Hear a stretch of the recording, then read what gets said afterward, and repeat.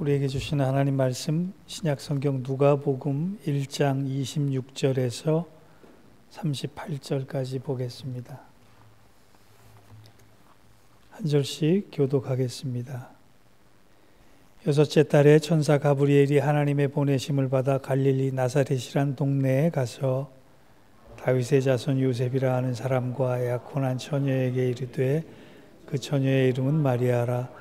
그에게 들어가 이르되 은혜를 받은 자여 평안할지어다 주께서 너와 함께 하시도다 하니 처녀가 그 말을 듣고 놀라 이런 인사가 어찌함인가 생각하며 천사가 이르되 마리아여 무서워하지 말라 내가 하나님께 은혜를 입었느니라. 보라 내가 잉태하여 아들을 낳으리니 그 이름을 예수라 하라. 그가 큰 자가 되고 지극히 높으신 이의 아들이라 일컬어질 것이요 주 하나님께서 그 조상 다윗의 왕위를 그에게 주시리니 영원히 야곱의 집을 왕으로 다스릴 것이며 그 나라가 무궁하리라. 마리아가 천사에게 말하되 나는 남자를 알지 못하니 어찌 이 일이 있으리이까. 천사가 대답하여 이르되 성령이 내게 임하시고 지극히 높으신 이의 능력이 너를 덮으시리니 그러므로 나실 바 거룩한 이는 하나님의 아들이라 일컬어지리라.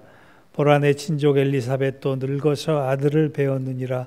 본래 임신하지 못한다고 알려진 이가 이미 6달이 되었나니 대저 하나님의 모든 말씀은 능하지 못하심이 없느니라. 같이 읽겠습니다. 마리아가 이르되 주의 여종이오니 말씀대로 내게 이루어지이다 하며 천사가 떠나가니라. 아멘. 이는 하나님 말씀입니다. 대림절은 예수 그리스도의 탄생을 묵상하며 그분의 재림을 기다리는 성탄절 전에 4주간의 시간을 말합니다. 교회력에서는 이날이 신년입니다. 그래서 대림절을 지내면서 우리의 신앙도 새롭게 되고 새 출발을 해야 되리라고 생각을 하는데 간단히 얘기하면 나의 소망과 나의 모든 기대와 나의 모든 의지를 온통 예수, 오직 예수, 이분에 대한 간절함으로 바꾸고 비우는 시간을 가지는 것입니다. 그럴 때 하나님은 그 비움의 자리에 충만한 은혜를 덧입혀 주시는 것입니다. 2024년 대림절 시간이 그저 하나의 절기가 아니라 우리에겐 새롭게 되는 놀라운 은혜가 있어지기를 주의 이름으로 축원합니다. 연말이 되면 우리는 선물도 주고받을 때가 있습니다. 집에서도 그렇고 교회에서도 그렇고 회사에서도 그렇고 선물을 주고받을 것입니다. 그런데 여러분 선물과 뇌물의 차이를 아십니까? 이것을 구분하는 기준은 여러 가지가 있지만 그 중에 2가지만 소개를 하면 선뜻 줄 수 있으면 선물이에요. 뇌를 굴리면서 줘야 하는 것은 뇌물이에요. 그런가 하면 받고 나서 잠을 잘 자면 선물이에요. 받고 나서 잠을 못 이루고 뒤척일 수밖에 없다면 이건 뇌물이에요. 왜 이 얘기를 하느냐? 선물은 좋은 건데 선물이라고 해서 다 좋은 것만은 아니다라고. 고맙긴 하지만 부담되는 선물, 갚아야 될 것 같은 선물이 있기 마련입니다. 오늘 본문에서도 마리아라고 하는 여인이 반갑지만 부담되는 선물 하나를 받았어요. 천사가 나타나서 마리아에게 하나님께서 너를 통해 메시아를 낳게 될 것이다 라고 통보를 했기 때문에 그래요. 마리아의 입장에서는 좋은 소식이라기보단 감당하기 어려운 소식이었습니다. 왜냐하면 당시 유대 사회에 결혼도 안 한 처녀가 임신을 했다라고 하는 것은 치루어야 될 대가가 만만치 않다라고 하는 것과 동일한 거예요. 아이를 뵌 기쁨보다 세상으로부터 받을 누명, 소문, 파혼, 율법에 의한 돌팔매질, 나아가 죽음까지도 감수해야 될 어려운 처지가 되었다는 얘기와 똑같은 것입니다. 왜 우리는 대림절을 통해 이 본문을 묵상해야 하느냐? 하나님은 마리아에게 왜 그처럼 부담스러운 선물을 주셨을까? 그리고 그 많은 여인들 중에서도 마리아를 굳이 택하셔서 그 선물을 선사하신 이유는 뭘까? 그리고 그 선물에 대해서 부담스럽고 힘든 무거운 선물에 대해서 마리아는 어떤 반응을 했을까? 이것을 통해서 우리의 신앙이 새로워지기를 원합니다. 오늘 본문이 주는 교훈은 이거예요. 하나님께서 많은 여인들 중에 왜 굳이 마리아를 예수님의 어머니로 선택하셨을까라고 하는 질문이에요. 성경 어디를 봐도 마리아가 예수님의 어머니가 될 자격이 있다라고 하는 구절은 없어요. 그렇다고 마리아가 특출하고 탁월한 미모를 갖췄다거나 어떤 조건을 갖췄다거나 어떤 자격을 갖췄다고 하는 것도 없습니다. 오히려 그 답을 찾자면 오늘 본문 이후에 나오는 48절에 마리아가 선택된 이유가 굉장히 역설적인 것을 알 수 있는데, 그 역설적인 사실은 마리아가 자격을 갖춰서도 아니고 마리아가 완벽해서도 아니고 마리아는 오히려 모자라고 비천해서 선택받았다라고. 거기에 복음의 메시지가 있는 거예요. 마태복음 1장 첫 부분을 보면 예수님의 족보 이야기가 기록되어 있습니다. 이 족보에는 5명의 여인이 등장하는데 그들의 면면을 보면 의외의 여자들이에요. 좀 엄밀하게 얘기해서 그 족보에 들어갈 자격이 없는 여인들이었다는 얘기예요. 유대인들의 시각을 보면 들어가서는 안 될 사람들이 들어가 있다는 얘기입니다. 기생인 라합입니다. 이방 여자인 룻입니다. 특별한 죄인 다말입니다. 부정한 여인 밧세바입니다. 가난하고 비천한 여인 마리아입니다. 이왕이면 예수님의 족보를 좀 번듯하고 볼 수 있게 아름다운 모습의 여인들로, 세상적으로 자격을 갖춘 공주님들도 아니고 왜 하필 삶이 일그러진 여인들로 메시아의 계보를 채웠느냐라고 하는 거예요. 우리는 이 질문 앞에 하나님의 구원 역사에 특별한 의미가 있음을 깨달아야 할 것입니다. 예수님의 족보는요, 세워지는 족보가 아니라 허물어진 족보예요. 예수님의 족보를 자세히 보면 그 안에 4가지 장벽이 무너져 있음을 알 수 있습니다. 첫째, 유대인과 이방인의 장벽이 무너졌어요. 둘째, 남자와 여자의 장벽이 무너졌어요. 셋째, 의인과 죄인의 장벽이 무너졌어요. 넷째, 장자와 아우의 장벽이 무너졌어요. 유대인들은 구원받기 위한 일정한 조건이 있었습니다. 일정한 자격이 있었습니다. 그런데 하나님은 철저히 그것을 무너뜨리셨어요. 그것이 5명의 여인의 이름이 가진 의미입니다. 도저히 유대 사회에서 넘을 수 없는 장벽이 있는데 그것은 의인과 죄인의 구분점이에요. 유대인들이 말하는 죄인은 이방인과 여자와 세리였어요. 이 사람들은 존재만으로도 구원받을 수 없다라고 하는 것이 당대의 기준이었습니다. 그런데 유대주의를 봐서는 마리아나 다른 기생 다말이 들어갈 수 없는, 구원의 자격을 갖출 수 없는 상황이었어요. 그런데 하나님은 굳이 그 장벽을 무너뜨리시고 그들을 메시아의 계보에 드러놓으셨어요. 그 중에 한 명인 오늘 마리아를 보자면 세상적인 기준이라면 똑똑하고 가문 있고 가문 좋고 예쁜 여자를 찾아서 예수님의 어머니를 삼았으면 더 좋았을 뻔했다는 생각도 합니다. 이왕이면 예루살렘의 권세가나 명망가의 자녀로 삼았으면 훨씬 더 폼이 났을 거라는 생각도 듭니다. 그런데 마리아는 가난한 촌동네 시골에 사는 여자였어요.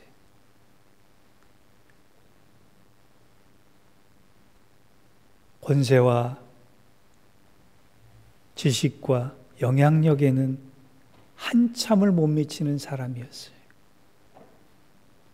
게다가 이름도 그렇습니다. 마리아란 이름은 히브리어로 미리암이고 헬라어로는 마리아고 영어로는 메리입니다. 그런데 그 뜻은 사랑받는 사람이라는 뜻이에요. 그런데 이름이 좋다 보니까 너무 흔한 이름이 돼버렸어요. 신약 성경에 잘 나오지 않는 6명의 여인들이 다 마리아예요. 조건이나 자격으로 따져서 도저히 예수님의 어머니가 될 수 없는 사람이 분명한 것은 사실입니다. 그래서 마리아 자신도 그것을 알아요. 그래서 누가복음 1장 48절을 보면 마리아도 천사에게 자신을 비천한 여종이라고 표현합니다. 자격 없는 여종이라고 자기를 소개하는 거예요. 여기서 비천함이라고 하는 단어, 헬라어 단어 타베이노이시는요, 몰골이 초라하다, 낡은 의복을 입고 있다라고 하는 뜻이 아니라, 낮은 신분을 가지고 있다는 뜻이 아니라, 마리아가 말하는 비천함은 아무리 돌아봐도 나는 쓸모없는 사람이라고 하는 낮은 자존감의 고백이에요. 하나님, 내 인생 쓸모없습니다. 하나님, 내 인생 가치 없습니다. 하나님, 내 인생을 보면 볼수록 부족하고 연약하고 상처투정이어서 그저 어디 가서 숨고 싶을 정도의 존재밖에는 안 됩니다.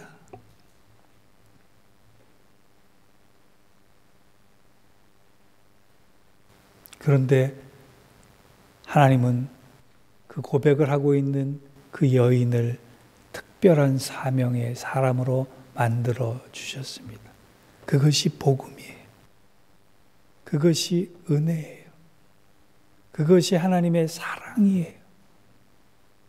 그래서 오늘 우리가 이 자리에 앉아 있는 겁니다.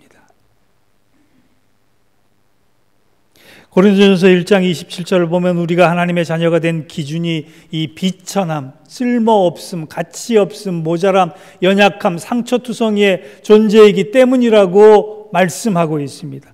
하나님께서 세상에 미련한 것을 택하사 지혜 있는 자들을 부끄럽게 하게 하시려고 세상의 약한 것들을 택하사 강한 것들을 부끄럽게 하려 하시기 위하여 우리를 택하셨다 말씀합니다.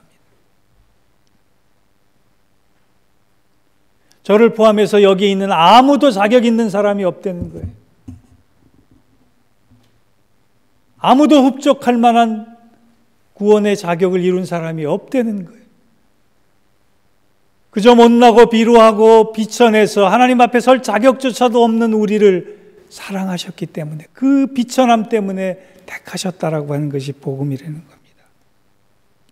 세상은 강자의 법칙을 얘기합니다.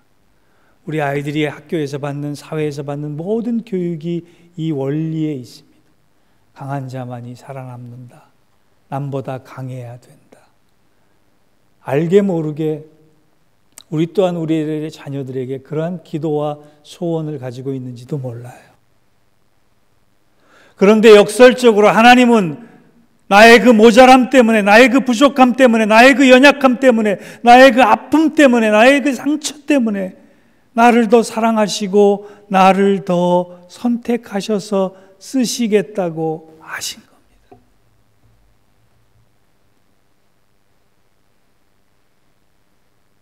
그래서 그 비천함 때문에 마리아가 새로워진 것을 30절에는 뭐라고 말씀하시느냐? 천사가 이르되 마리아여 무서워하지 말라. 내가 하나님께 은혜를 입었느니라. 우리가 오늘 이 자리에 있는 것, 하나님의 자녀가 된 것, 하나님의 백성으로 살아가는 것, 하나님 나라의 특권을 알고 소유하고 누릴 수 있는 그것이 바로 은혜를 입었다라고 표현하는 거예요. 여러분 혹시 우리는 한국의 최초의 목사님이 누군지 아십니까? 감리교대학교의 신학대학의 이덕주 교수의 한국교회 처음 이야기라고 하는 책을 읽어보면 1901년에 한국인으로 최초로 목사 안수를 받은 사람의 이름이 김창식 목사라고 나와요. 이분은 1924년 정년에 퇴임할 때까지 23년 동안 125개의 교회를 개척하고 48군데의 예배당을 건축했던, 선교사들에 의하면 조선의 바울이라고 하는 별명을 들었던 사람이에요. 놀라운 일을 이룬 사람입니다. 근데 이분의 출신이 뭔지 아세요? 노비예요. 머슴이에요.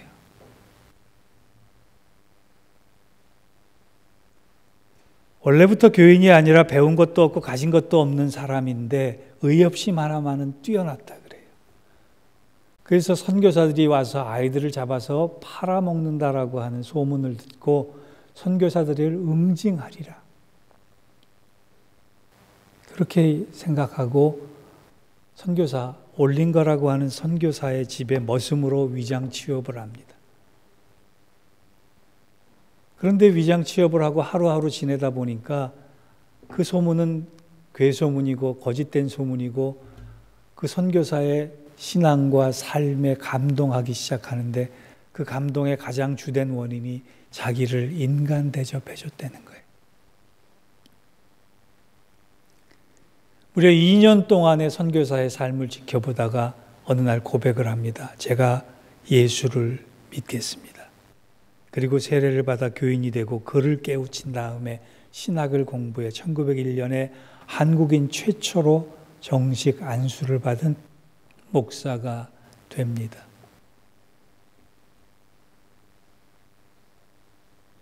여러분, 한국의 최초의 목사 안수를 받은 사람이 머슴 출신이었다는 것은 저는 하나님의 의도라고 생각해요. 왕족도 아니고 양반도 아니고 선비였다라고 하는 사실은 하나님의 의도이자 은혜였다고 생각합니다. 하나님의 자격 기준이 틀리다고 하는 것을 세상에 알리는 사건이었어요. 하나님 앞에서는 얼마나 많이 배웠느냐, 얼마나 많이 갖췄느냐, 얼마나 많이 가지고 있느냐, 얼마나 많이 출세하느냐가 중요한 것이 아니라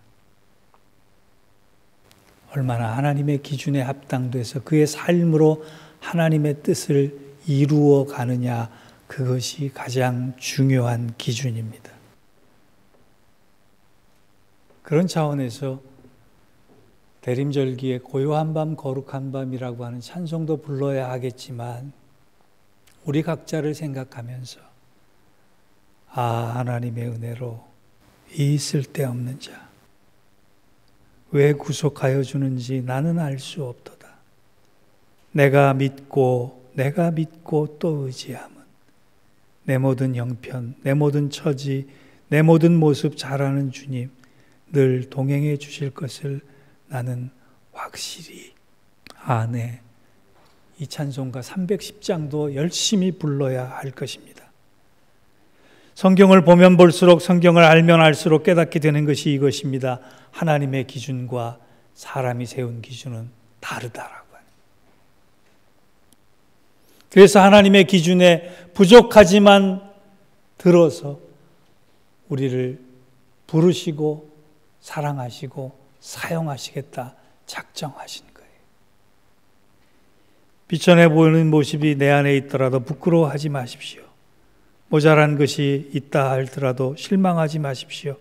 오히려 그 부족하고 연약한 모습 속에 하나님은 우리를 택하셨다라고 하는 복음의 메시지를 통해 힘과 능력과 기쁨을 얻을 수 있는 저와 여러분 되시기를 주의 이름으로 축원합니다. 두 번째, 그렇다면 모든 그리스도인들은 비천해야만 되느냐라고 하는 거예요. 모든 그리스도인들은 못나야 하느냐라고 하는 거예요. 아닙니다. 본문의 교훈 두 번째는 하나님은 우리 안에 있는 그 비천함을 통해 일하시기를 원하시고 영광 받으시기를 원하신다라고 하는 것이에요. 본문에서 가장 중요한 메시지가 28절과 29절에 나와 있습니다. 28절과 29절을 같이 한번 읽어보겠습니다. 28절과 29절 시작. 그에게 들어가 이르되 은혜를 받은 자여 평안할지어다 주께서 너와 함께 하시도다 하니 처녀가 그 말을 듣고 놀라 이런 인사가 어찌함인고 생각하매라고 하는 단어가 아주 중요한 단어입니다. 이 말은 누가복음 2장 19절에도 나옵니다. 이 말은 누가복음 2장 51절의 하반절에도 나옵니다. 생각하다. 하나님이 왜 비천한 자를 택하셨는가를 마리아가 생각했다는 거예요.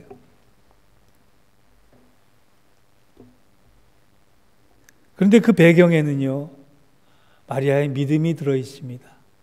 당대의 상황을 보면 말씀이 끊긴 시대였어요. 말씀에 반응하지 않는 시대였어요. 말씀이 없어진 상황이었어요.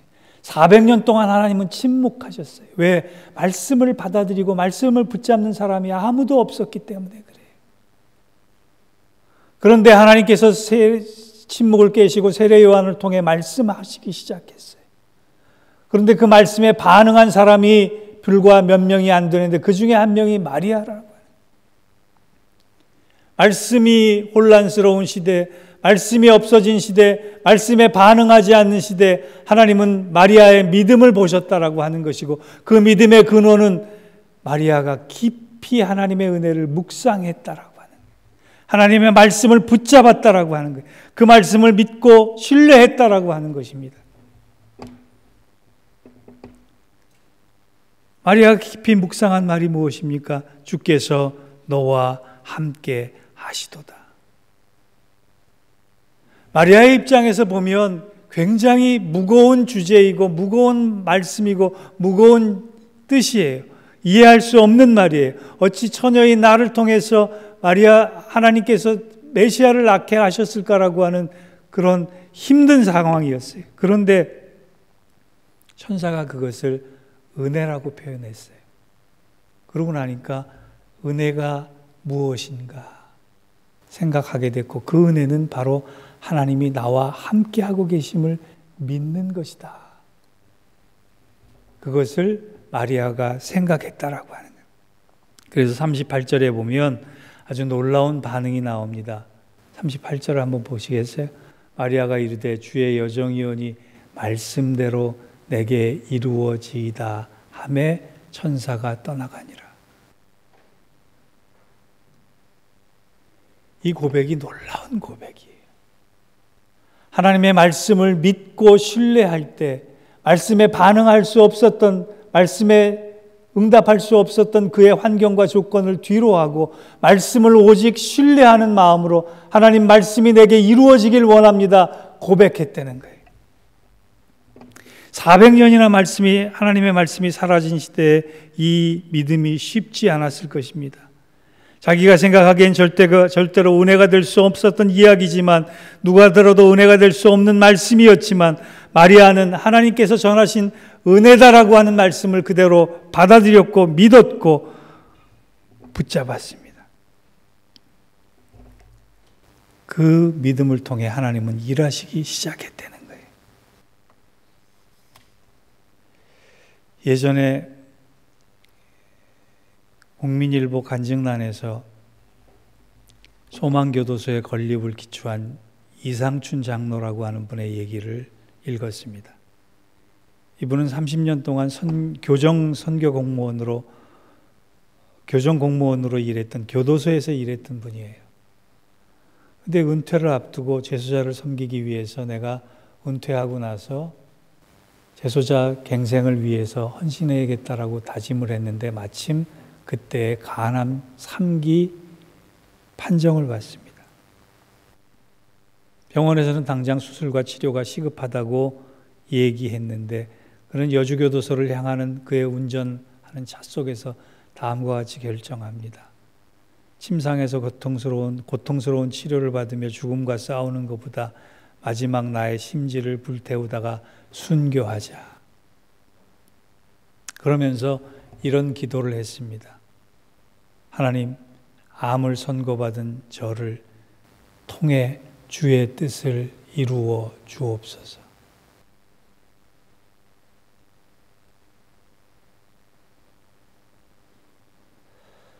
평생 예수 믿었고 평생 봉사했고 평생 선교에 힘썼는데 간암 3기 판정을 받고 보면 저 같으면 하나님 원망했을 것 같아요. 저 같으면 하나님과 딜할 수 있다고 생각합니다. 하나님 저 살려주세요. 그러면 더욱더 열심히 헌신하겠습니다. 그것도 아니면 하나님을 협박할 수 있다고 생각합니다. 하나님이 자꾸 그렇게 하니까 내가 예수 믿기 싫어지는 거예요.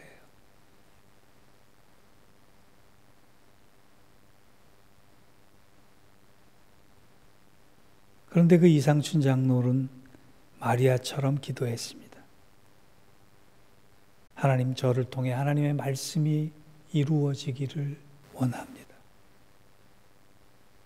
저를 통해 하나님의 뜻이 이루어지기를 원합니다. 여러분, 쉬운 일 같지요? 아닙니다. 저는 오늘 분명히 여러분에게 한 가지 결론적으로 말씀을 드려요. 비천함 때문에, 모자람 때문에, 부족함 때문에 힘들어하고 계십니까? 그 비천함 때문에 하나님은 우리를 사랑하고 계시는 것이고, 그 비천함을 통해 일하고 싶어 하신다는 것을 알고 우리의 기도의 내용이 달라져야 합니다. 하나님, 연약하고 모자라고 부족한 저를 통해서, 우리 가정을 통해서, 우리 교회를 통해서 나의 뜻이 아니라 주의 뜻이 이루어지기를 원합니다. 그것이 마리아의 고백이자 믿음의 선진들의 고백입니다. 그때 마가가 들려줬던 성탄 이야기의 핵심어는 임마누엘, 하나님이 함께 우리와 계시다라고 하는 것이고, 누가는 성탄의 이야기를 기쁨, 세상이 줄 수 없는 기쁨으로 표현했어요. 아무리 돌아봐도 잘난 것 없는 연약한 저희들을 향해 오늘도 주님께서는 나심과 오심의 소식을 통해 함께 하심을 증거해 주고 계십니다. 비천해 보이는 우리를 통해 놀라운 일이 일어날 수 있도록 주님, 우리를 통해 일해 주시고 우리를 통해 주의 뜻이 이루어지는 은혜를 덧입혀 주옵소서. 이 고백으로 생명이 살아나고 능력이 살아나고 권세가 살아나고 복음이 살아나는 놀라운 은혜가 우리 가운데 충만하기를 주의 이름으로 축원합니다. 기도하겠습니다. 하나님, 때로는 아무것도 할 수 없어서,